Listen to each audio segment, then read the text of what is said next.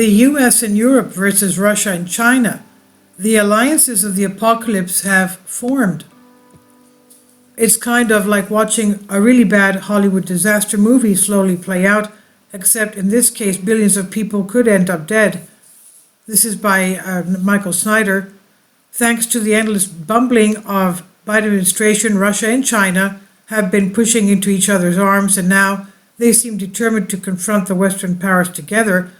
For those of you who have not been paying attention, the apocalyptic alliances that we have been anticipating for years have now formed. It's going to be the US and Europe on one side, and Russia and China will be on the other. All of the marbles are at stake, and both sides have plenty of nuclear weapons. On Tuesday, China's top diplomat, Wang Yi, publicly declared that his nation is ready to join forces with the Russian side.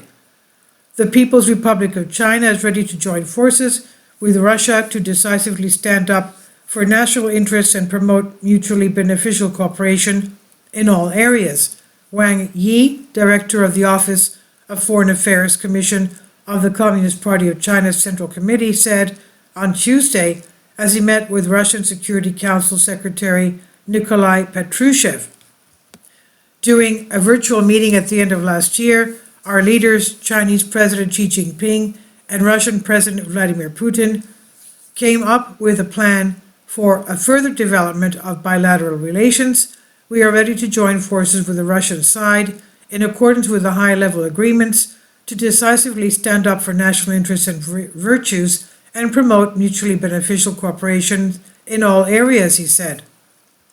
And the Wall Street Journal is reporting that plans are being made for Chinese leader Xi Jinping to travel to Moscow for a high-level summit with Vladimir Putin. Chinese leader Xi Jinping is preparing to visit Moscow for a summit with Russia's president in the coming months, according to the people familiar with the plan, as Vladimir Putin wages war in Ukraine and portrays himself as a standard bearer against the US-led global order. And meanwhile, the Chinese are using increasingly harsh words to describe US involvement in the war in Ukraine.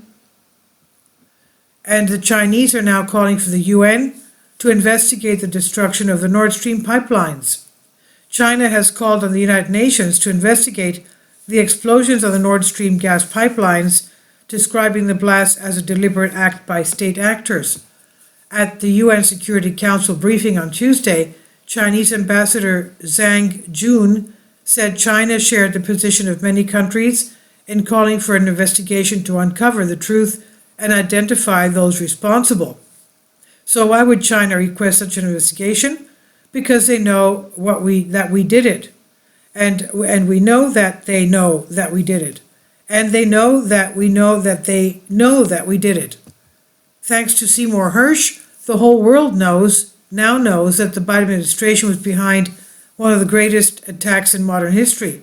Biden administration officials can lie until they are blue in the face, but the gig is up. Everyone knows that what really happened, and the credibility of that administration has completely evaporated. U.S. relations with China have been steadily deteriorating for quite some time, but the Biden administration seems absolutely determined to make them even worse. Just look at the whole new Chinese spy balloon incident and how it was handled. The Chinese are not going to forgive, and they are definitely not going to forget.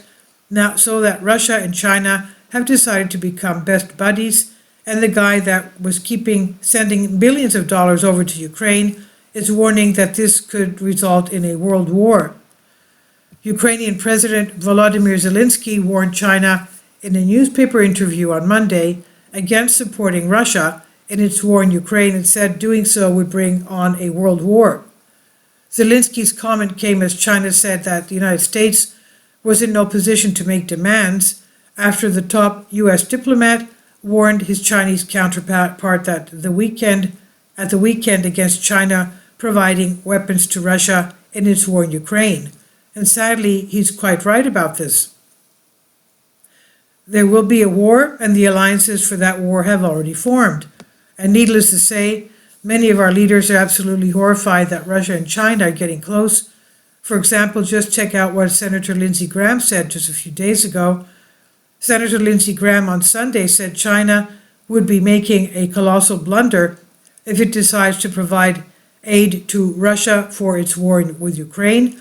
If you jump on the Putin train, you're dumbing that dirt. You're dumber than dirt, the South Carolina Republican said of China in an interview with Martha Raddatz on ABC's This Week. It would be like buying a ticket on the Titanic after you saw the movie. If our leaders were smart, they would be looking for a peaceful way out of this mess while it's still possible.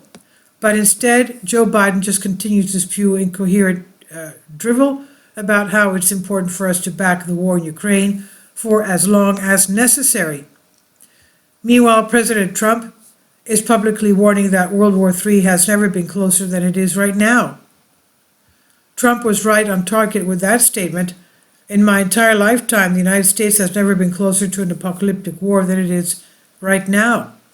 It appears that we could end up fighting Russia and China at the same time, and that sort of nightmare scenario will not be good for any of us.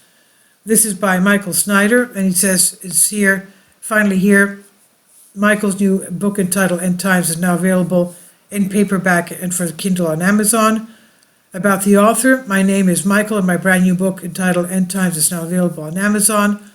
In addition to my new book, I've written 6 other books that are available on Amazon, including 7-Year Apocalypse, The Lost Prophecies of the Future of America, The Beginning of the End, and Living a Life That Really Matters. When you purchase any of these books, you help support the work that I'm doing, and one way that you can help is by sending copies as gifts to family and friends. Time is short, and I need help getting these warnings into the hands of as many people as possible.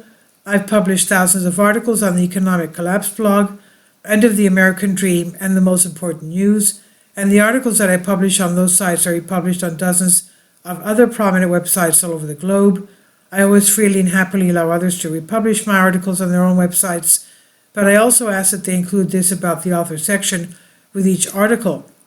The material contained in this article is for general information purposes only, and readers should consult licensed professionals before making any legal, business, financial, or health decisions. I encourage you to follow me on social media, Facebook and Twitter, and any way that you can share these articles with others is definitely a great help. These are such troubled times and people need hope. John 3:16 tells us about the hope that God has given us through Jesus Christ. For God so loved the world that he gave his only begotten Son, that whosoever believeth in him should not perish, but have everlasting life. If you've not already done so, I strongly urge you to invite Jesus Christ to be your Lord and Savior today. And this is by Michael Snyder on the Economic Collapse blog. Please leave your comments, and thank you for your support. Kindly support my Patreon account. The daily posts are 5 videos daily, and they are totally different from what I have on my YouTube channel. Thank you so much for your support, and that you find all my content so interesting. You'll find the Patreon account details in the description box.